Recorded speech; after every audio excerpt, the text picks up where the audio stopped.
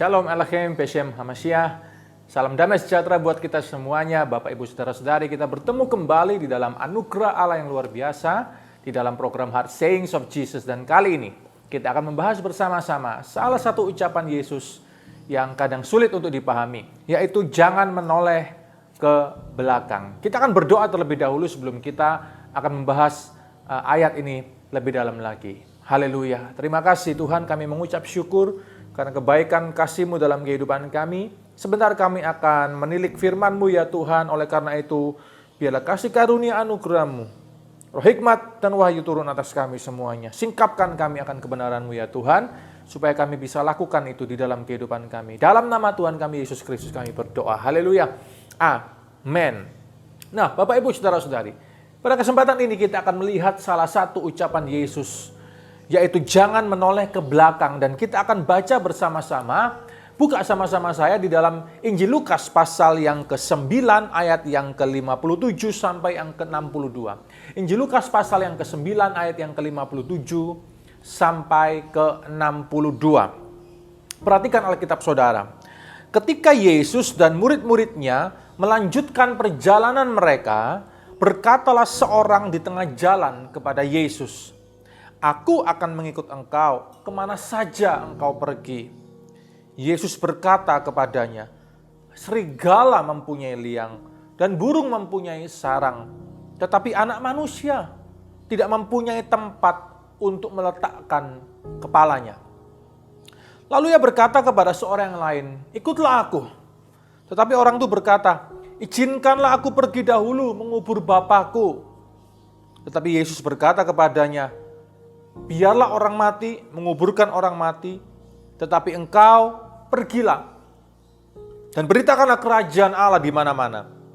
Dan seorang lain berkata, "Aku akan mengikut engkau Tuhan, tetapi izinkanlah aku pamitan dahulu dengan keluargaku." Tetapi Yesus berkata, "Setiap orang yang siap untuk membajak, tetapi menoleh ke belakang, tidak layak untuk kerajaan Allah." Nah, saudara, kata-kata Yesus ini adalah jawaban yang ketiga dari para calon murid itu. Jawaban yang pertama di kesempatan yang berbeda, yaitu anak manusia tidak mempunyai tempat untuk meletakkan kepalanya. Lalu kemudian jawaban yang kedua, biarlah orang mati menguburkan orang mati. Pada pembahasan yang lalu kita telah mempelajari ini. Ini bukan bicara tentang penguburan yang pertama, tapi ini bicara soal penguburan yang kedua, secondary burial, ya, yang dikenal dengan ossuary, saudara. Tetapi intinya adalah sebetulnya para calon murid ini mempunyai banyak alasan untuk menunda-nunda, banyak alasan untuk tidak segera mengikuti Yesus. Alasan itu adalah alasan tentang keluarga. Segala alasan tentang keluarga itu biasanya lebih mudah untuk dipahami. Kita seringkali mengambil alasan-alasan yang sifatnya tentang keluarga untuk menunda melayani Tuhan, menunda untuk dibaptis, menunda untuk berbuat baik, saudara. Jangan pakai alasan keluarga. Karena kalau kita pakai alasan keluarga itu 1001. Ya pasti akan ada banyak saja alasan yang kelihatannya masuk akal, kelihatannya bisa diterima, tapi padahal itu cuma alasan kita. Ya. Nah, saudara, ternyata Yesus juga menghadapi para calon murid ini juga mempunyai alasan-alasan yang sama. Ya, mereka mengajukan alasan-alasan yang sifatnya keluarga dengan harapan bahwa Yesus bisa memahami atau mengerti. Tetapi Tuhan Yesus melihat kedalaman hati mereka bahwa sebenarnya mereka sedang mencari alasan saja dan tidak mau dengan sungguh-sungguh mengikut Yesus. Karena harganya terlalu mahal untuk mereka bayar kadang. Nah, saudara, tadi Yesus katakan seperti ini, setiap orang yang siap untuk membajak tetapi menoleh ke belakang tidak layak untuk kerajaan Allah. Ketika Yesus berkata seperti ini, seolah-olah mundur 800 tahun sebelumnya ketika Elia memanggil Elisa. Saya percaya ini adalah sebuah tipologi untuk kita melihatnya. Ya, mari kita lihat sama-sama terlebih dahulu di dalam kitab 1 Raja-Raja pasal ke-19 ayat yang ke-19 sampai ke-21. Kitab 1 Raja-Raja pasal ke-19 ayat yang ke-19 sampai ke-21. Elisa terpanggil. Setelah Elia pergi dari sana, ia bertemu dengan Elisa bin Safat yang sedang membajak dengan 12 pasang lembu. Sedang ia sendiri mengemudikan yang ke-12. Ketika Elia lalu dari dekatnya, ia melemparkan jubahnya kepadanya. Lalu Elisa meninggalkan lembu itu dan berlari mengikuti Elia. Katanya, biarkanlah aku mencium ayahku dan ibuku dahulu, lalu aku akan mengikuti engkau. Jawabnya kepadanya, baiklah, pulanglah dahulu dan ingatlah apa yang telah kuperbuat kepadamu. Lalu berbaliklah ia dari Elia, ia mengambil pasangan lembu itu, menyembelihnya dan memasak dagingnya dengan bajak lembu itu sebagai kayu api. Ia memberikan daging itu kepada orang-orangnya, kemudian makanlah mereka. Sesudah itu bersiaplah ia, lalu mengikuti Elia dan menjadi pelayannya. Saudara perhatikan, ada perbedaan di sini. Pada saat Elia dengan sangat berterus terang ya untuk memilih Elisa untuk mengikuti dia dan menjadi penggantinya. Elisa bertanya kepadanya ya untuk meminta izin supaya dia bisa pulang dulu, pamitan dulu kepada ayah dan ibunya. Dan Elisa bukan hanya berpamitan kepada keluarganya, bahkan Elisa memotong ya lembu itu, saudara, dan mereka mengadakan sebuah pesta yang sangat besar, memberikan daging itu kepada orang-orangnya dan mereka makan dengan sangat kenyang dan mereka berpesta di sana. Seolah-olah ini menjadi sebuah pesta perpisahan bagi Elisa. Bahwa setelah ini dia tidak akan lagi bersama dengan mereka, karena Elisa harus mengikuti Elia dan meneruskan pelayanan Elia sesuai dengan apa yang Tuhan lakukan seperti biasanya di dalam zaman perjanjian lama. Tapi perbedaannya di sini, saudara. Pada zaman Elisa masih banyak waktu. Elisa masih bisa memahami, ya, harus ada tata krama. Izin dulu kepada orang tua, buat pesta sesuai dengan budaya pada saat itu. Masih banyak waktu, it's okay. Tetapi pada zaman Yesus sudah tidak ada waktu lagi. Waktunya sudah sangat mendesak. Waktunya sudah sangat mendesak dan orang harus memilihnya. Termasuk kita hari ini, orang harus memilih apakah ikut Yesus ataukah tidak sama sekali. Ikut Yesus tanpa banyak alasan. Memilih Kristus tanpa banyak tedeng aling-aling. Karena hubungan kita dengan Kristus bukan hubungan transaksional. Banyak orang memandang bahwa hubungan dengan Kristus, iman kepada Yesus itu dianggapnya sebagai hubungan bisnis. Hubungan transaksional, saudara. Aku diberkati, aku akan ikut engkau. Kalau aku dapat ini, aku akan ikut engkau. Kalau aku begini, aku akan begitu. Kalau aku akan begini, aku akan memberikan ini kepadamu. Semuanya dipandang dari sudut pandang transaksional. Saudara, bukan seperti itu covenant kita dengan dia. Perjanjian kita dengan Allah dan Allah dengan kita itu perjanjian yang, saudara, tanpa syarat.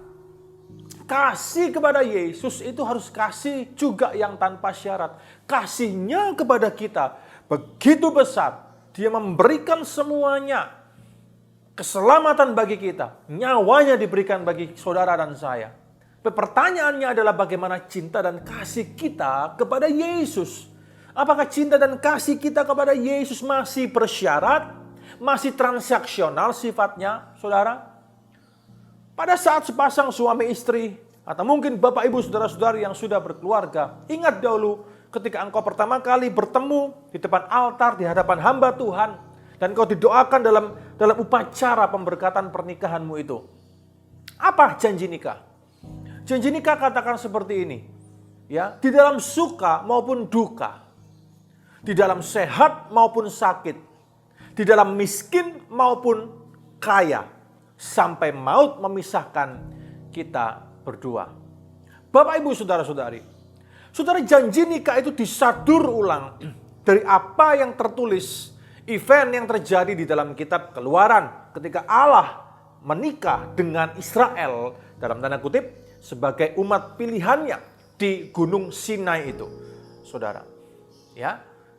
Dan itu sebuah perjanjian yang Allah buat dengan Israel sebagai istrinya dalam tanda kutip.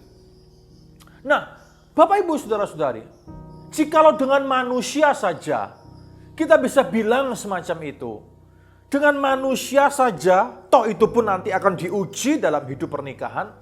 Dengan manusia saja kita bisa ngomong, aku akan menerimamu, aku akan hidup bersamamu, aku akan terus mencintaimu. Dalam suka maupun duka, dalam miskin maupun kaya, dalam sehat maupun sakit.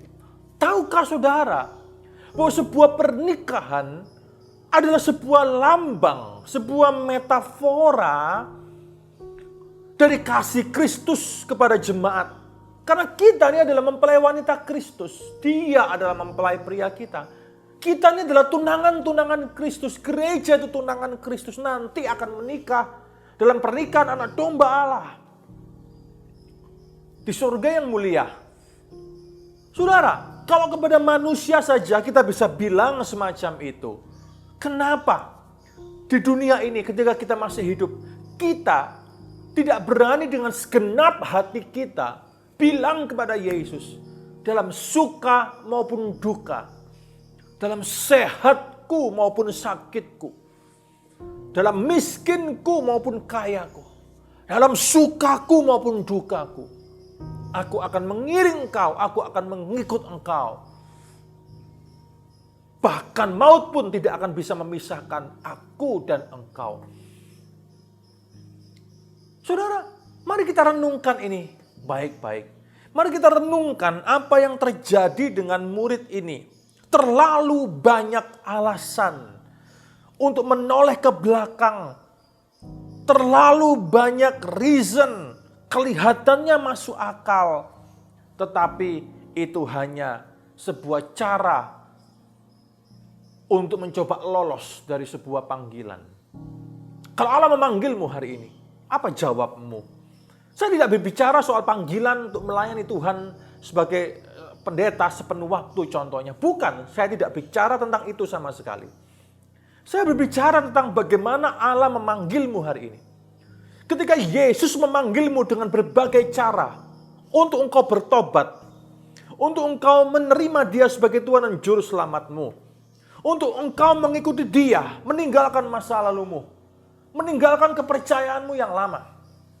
Ketika Dia memanggilmu di dalam mimpimu, ketika Dia memanggilmu di dalam penglihatan, ketika Dia memanggilmu dengan berbagai macam cara, saudara, mungkin lewat cara-cara yang baik, tapi mungkin juga Allah memanggilmu melalui tragedi-tragedi yang terjadi dalam kehidupanmu, lewat sakit penyakit mungkin, atau mungkin sebuah kecelakaan yang Dia izinkan terjadi. Saudara, itu bukan Tuhan jahat. Tapi Tuhan bisa pakai semua cara. Allah bisa pakai penderitaan. Allah bisa pakai berkat. Allah bisa pakai sakit penyakit. Allah bisa pakai kesembuhan. Allah bisa pakai hal-hal yang buruk menurut manusia. Hal-hal yang baik menurut manusia untuk memanggilmu hari ini. Untuk memanggilmu kembali hari ini. Atau berapa lama hari ini engkau sudah meninggalkan Yesus? Engkau sudah tidak lagi sungguh-sungguh dengan Yesus. Engkau sudah tidak pernah lagi ke gereja. Engkau tidak pernah lagi dalam persekutuan bersama dengan anak-anak Tuhan. Hatimu sudah kecewa. Engkau telah mungkin dikecewakan oleh banyak hamba Tuhan. Engkau telah banyak dikecewakan oleh orang-orang Kristen. Engkau dikecewakan oleh organisasi gereja. Contohnya, saudara, hari ini Allah memanggilmu kembali untuk berada di dalam tangannya. Berada di dalam pelukannya, di dalam hatinya. Allah memanggilmu, engkau yang telah mundur jauh. Bahkan Allah memanggilmu hari ini, engkau yang belum pernah kenal Yesus sama sekali. Engkau yang merasa hidupmu kosong hari ini. Engkau yang merasa ada kekosongan besar, ada hole, ada lubang yang besar di dalam hidupmu. Dan kau capek dengan hidupmu hari ini. Mungkin terbersit pikiran kau ingin bunuh diri saja. Engkau sudah capek. capek karena banyak orang hanya memanfaatkanmu saja, memanfaatkan hidupmu, memanfaatkan uangmu, mungkin juga memanfaatkan tubuhmu saja. Yesus hari ini ada untuk mengasihimu tanpa untuk memanfaatkanmu. Dia pribadi yang penuh kasih. Datanglah kepadanya hari ini. Jangan banyak alasan lagi. Datang kepadanya. Datang dalam pelukannya. Dia akan memulihkanmu. Dia akan memulihkanmu kembali. Dia akan membuat engkau indah kembali di dalam tangan kasih-Nya, saudara dan saudari. Hari ini, ketika engkau mendengarkan firman ini, mari kembali kepada Kristus. Jangan menoleh ke belakang. Jangan menoleh kepada profesi lamamu. Profesi yang penuh dosa, yang menghasilkan uang bagimu. Jangan menoleh kepada apa yang di belakangmu, kolegamu, teman-temanmu, yang suka memberikan drugs kepadamu. Yang dulu mungkin murah hati untuk memberikan engkau narkoba. Jangan toleh ke belakang lagi. Jangan toleh kepada apa yang gelap di belakang. Lumpur dosa di belakang. Lepaskan itu semuanya. Lihat ke depan. Maju ke depan. Lihat kepada Kristus. Gandeng tangan Kristus. Karena Dia ingin memulihkan hidupmu. Dia ada di dalam hidupmu. Saudara-saudariku. Dan pesan ini disampaikan kepadamu. Untuk membawa engkau kembali dalam tangan kasih-Nya. Amin, saudara-saudara. Saya percaya ketika Yesus berkata, setiap orang yang siap untuk membajak ke depan, noleh ke belakang tidak layak untuk kerajaan Allah. Jangan kita lagi noleh ke belakang. Jangan lihat lagi masa lalumu. Tinggalkan semua pergaulanmu yang buruk. Teman-temanmu yang buruk itu, tinggalkan semuanya. Allah bisa dan Allah sanggup kasih teman-teman yang baru. Kasih komunitas yang baik, komunitas yang membangun. Teman-teman yang mengasihimu, membangunmu, bukan memanfaatkanmu. Tinggalkan semuanya. Gak apa-apa, saudara. Tuhan akan gantikan semuanya dengan indah. Kalau ada hubungan-hubungan yang rusak hari ini, di dalam keluarga, Tuhan akan memulihkannya. Tuhan akan memulihkannya. Ketika engkau bertobat, ketika engkau sungguh-sungguh datang kepada Kristus. Yang pertama, Dia akan memulihkan dirimu. Yang kedua, Dia akan memulihkan hubunganmu dengan berbagai macam pihak. Dengan keluarga engkau akan dipulihkan. Dengan kolega engkau akan dipulihkan. Dengan semua orang yang tadinya rusak kepercayaan kepadamu. Pelan-pelan, bertahap, progresif. Akan dipulihkan kembali kepercayaan itu. Hidupmu akan dipulihkan. Pekerjaanmu akan dipulihkan. Bisnismu akan dipulihkan kembali. Keuanganmu akan dipulihkan kembali. Kesehatanmu akan dipulihkan kembali. Pemulihan di dalam Allah itu whole. Sepenuhnya. Ketika engkau bertobat, ketika engkau memilih Kristus. Pesan ini begitu simpel. Jangan menoleh ke belakang. Lihat ke depan. I will follow you. Follow Him. Follow Him. Wherever He may go. Ikut Dia. Kemanapun Dia pimpin. Saudara. Saya percaya Allah tidak akan pernah mengecewakanmu. Dia tidak akan pernah mengecewakanmu. Bangun hidupmu bersama dengan Kristus. Haleluya. Puji Tuhan. Mari kita berdoa bersama-sama. Arahkan tangan saudara di screen saudara hari ini. Haleluya. Tuhan Yesus, aku berdoa buat setiap orang hari ini yang belum mengenal Engkau, belum menerima Engkau hari ini, biar hati mereka dilembutkan untuk menerima Engkau sebagai Tuhan dan Juru Selamat. Buat orang-orang yang hidupnya sudah jauh dari Engkau, dipulihkan kembali. Yang sudah rusak, Tuhan, dipulihkan kembali. Engkau sanggup memulihkan kembali. Kalau Rahab saja Engkau pulihkan, kenapa ini tidak, Tuhan? Oh ya, semua orang akan dipulihkan. Jiwanya dipulihkan, rohnya dipulihkan, hidupnya dipulihkan. Maka semua faktor-faktor yang lain akan dipulihkan. Pekerjaannya akan dipulihkan, kesehatannya, keuangannya, hubungannya dengan orang lain akan dipulihkan, dengan keluarga akan dipulihkan.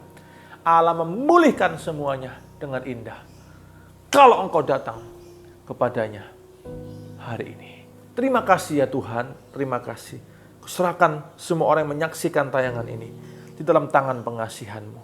Terima kasih Bapa, terima kasih. Terima kasih di dalam nama Tuhan kami, Yesus Kristus. Kami berdoa mengucap syukur. Haleluya. Amin. Puji Tuhan. Mari kita kembali kepada Kristus. Karena Dia akan memulihkan total kehidupanmu. Shalom Aleichem B'Shem HaMashiach. Salam damai sejahtera bagi kita semuanya di dalam Tuhan Yesus Kristus. Tuhan memberkati saudara. Amin.